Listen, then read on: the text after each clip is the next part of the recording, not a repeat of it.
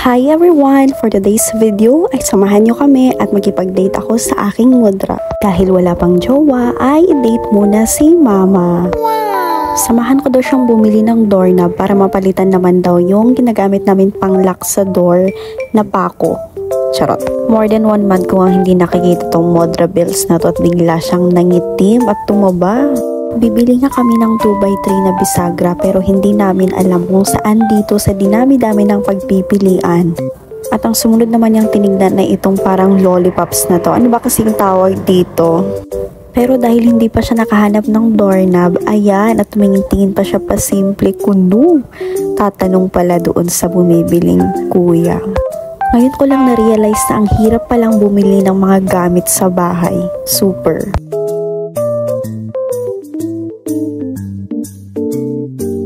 Nagyaya nga siyang umakyat sa pinakataas na floor para bumili daw ng kanyang mga kagamitan pero super ang arte ng mudra, wala daw kasya sa kanya.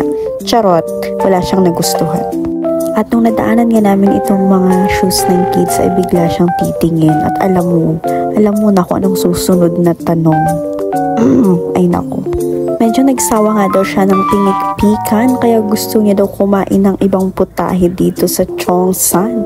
Tignan niyo to before, after. Taray. Katmangan tayo garoden anya pa orayan tayo.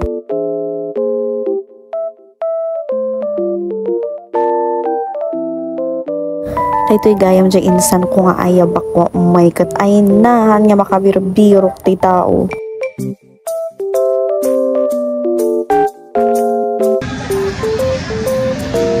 Dumiretso nga pala kami dito sa may buyagan dahil meron kaming very personal family matter na attendan. At ni-record ko nga itong family dinner namin na ito dahil isa ito sa pinaka-memorable at pinaka-malungkot na gabi ng aming buhay.